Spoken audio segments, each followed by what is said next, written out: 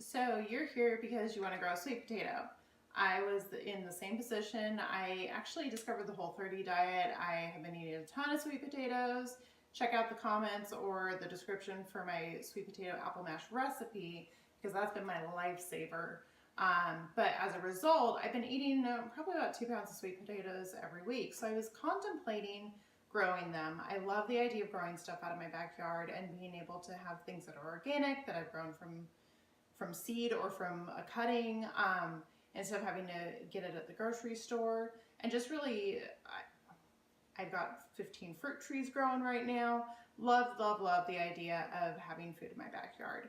So I was thinking about sweet potatoes, and then Greg, my friend at the urban farm, started shouting from the rooftops how sweet potatoes are the silver bullet when it comes to fruit trees because of their link with permaculture. So permaculture is basically the idea that if you grow 2 plants next to each other, one of them will help the other. So it could be there's a vegetable and you plant a herb next to it because that herb will repel pests. In this case, what the sweet potatoes do is the sweet potatoes can shade the root system for a young tree that hasn't fully developed its canopy and isn't able to do that on its own. Here in Arizona, it gets very, very hot in the summer. And those sweet potatoes will actually shade the ground, helping the tree to grow better and not go through some of the struggles it does with the extreme heat here in Arizona. Another benefit is the sweet potatoes actually are on the same watering schedule as the trees. So with the sweet potato, the lack of water will force it to save the water, moisture, and nutrients and build up bigger potatoes, as opposed to if you were watering it on a regular schedule. So enough about the fruit trees, but if you're thinking about planting a sweet potato, maybe you need a fruit tree too. Just saying, check out the urban farm. So there's a couple things to know about growing sweet potatoes. One of those is that they don't grow like a regular potato. Regular potatoes are in the nightshade family, sweet potatoes are in the morning glory family. And the sweet potato is actually more of a root, not a tuber. And it grows like a vine. So what you're doing with it is you're gonna have it in the glass of water. There's another method using soil. I like the water. It makes me feel like I'm back in 4th grade doing a science experiment. And I like to be able to see the results of everything as I'm going to judge if things are working properly. So you put the sweet potato in water and it's gonna grow. You can see this one was already doing it a little bit from being left in the cabinet for 2 weeks. But you can put it in the water. It's gonna grow slips is the term for it. So it'll grow plants with foliage and leaves out at the top. It'll root the bottom. And then you take those slips off, put them in water, let them root. And that's what you plant. You don't have to plant the actual sweet potato. So it grows a little bit differently, part of the vine family. And one potato will produce multiple slips. So you've got to think about how many you actually need when you go buying your sweet potatoes. I know I've got 7 set up here. It's because I've got 15 fruit trees. I'll have 18 by the end of the spring.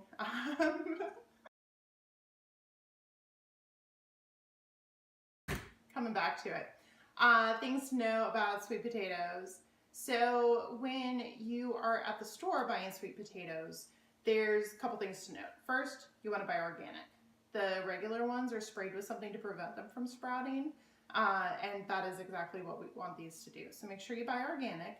And then also, you want to make sure that you're buying the sweet potatoes that you want. Now, there's going to be something labeled as a sweet potato, and then there's going to be something labeled as a yam.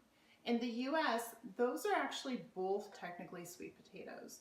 Yams, a true yam, is from Africa. Its skin is much thicker. It's toxic if you eat it when it's raw and don't cook it. So the ones in the store, this one's labeled sweet potato, are actually the firm version of a sweet potato. And when you cook it, it doesn't get as soft. So firm sweet potato, usually they're the lighter in color. And then the ones that are labeled yams are a soft sweet potato variety. So pick your poisons from the store, make sure they're organic. For me, I got a couple different ones just because I like variety and spice in my life. I got one of the garnets, one of the jewels, a regular sweet potato, and then a purple one too that I'm really excited about. And all of those are ones that I like to eat. So what you're gonna do is you are going to need a jar to put them in, water, sticks. I like to, on the jar, put a little label of what it is since I have a couple varieties, and on the back I put the date that they were planted. With the sweet potatoes, this one has been sitting there for a little bit, so you can already see some little slips starting to form. But basically, the more pointed side is the side that you want facing down in the water. If you're not sure, like this one doesn't have an extreme point like some of the other potatoes I planted, then you could always let it hang out in the cupboard for 2 weeks and see which side grows the slips. So what you'll do is you'll place it in, and you want the water to come up between halfway and a third of the way. And you're just going to push these in so that you have plenty of room growing on top.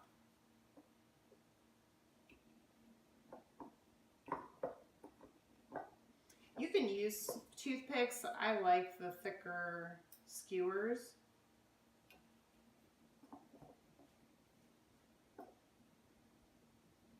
I'm just going to cut these off.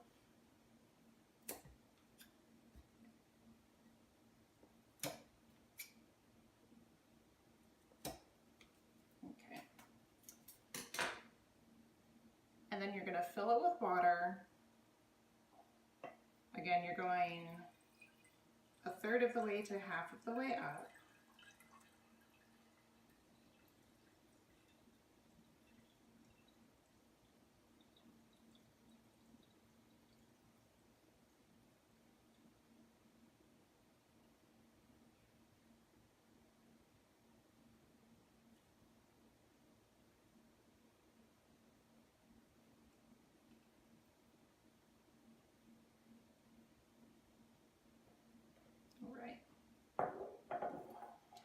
And then you're going to want to place this in a sunny spot in your house.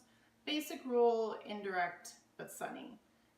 That could be a western or southern exposure that gets some kind of like a curtain or something that blocks the light a little bit, or it could be a fully lit eastern exposure. If you're not sure what it is, just think not direct sunlight, well, not too much direct sunlight, because what you don't want to do is you don't want to heat the potato up and kill it, and you also don't want the water to evaporate too quickly. I would place this in somewhere in your house where you're going to be able to see it and where it's not hidden away and you're going to forget about it.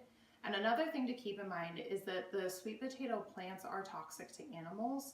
So if you have an animal in the house that may want to get up there and chew at it, as some cats do, I would place this also in an area where they're not going to be able to get to it. So we've got the potato planted in the water, and you could do this in soil, but again, like I said, I like the idea of the water better so I can see the progress.